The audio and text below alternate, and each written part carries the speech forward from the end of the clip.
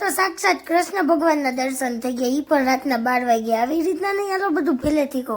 તો good morning, જય શ્રી રામ મિત્રો, કેમ છો બધા? મજામાં?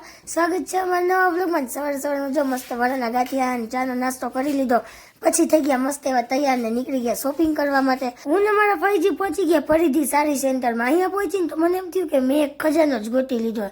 અંદર ગયા ને તો સાડીઓની એટલી મસ્ત મસ્ત વેરાયટી હતી ને, એક નંબર, કઈ ન ઘટે. મારા ફઈએ તો 2 સાડી લઈ લીધી.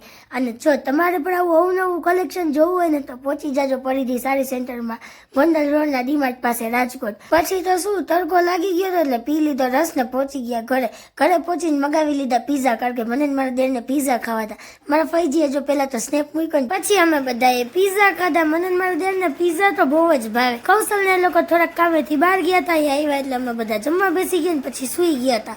સાંજ પડતા આપણે ડીમાર્ટમાં ગયા, અને ડીમાર્ટમાં ગયા ને પેલા જ્યાં 2 નાના નાના ટેડી બિયર જોવા મળી ગયા ને, એને હારે આપણે 2 રીલ્સ ઉતારી લીધી. પછી મારા માટે ટી શર્ટ જોતી હતી ને કૌશલને બતાવતી હતી, એકાદું સારું હોય ને તો લઈ લઈએ, ખર્ચો કરી નાખીએ.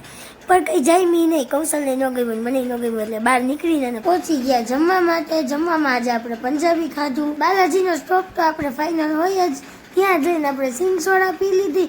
અને પછી મારા ફઈજીને રેલવે સ્ટેશને મૂકવા ગયા. ત્યાં પહોંચ્યા ને તો મસ્તનો ચમત્કાર થઈ ગયો. હજી તો સવારે મારા ફઈજીને કહેતી હતી કે મારે લિટલ કૃષ્ણ ફોટો પડાવવો છે. ત્યાં તો અત્યારે સાક્ષાત કૃષ્ણ ભગવાનને દર્શન આપી દીધા.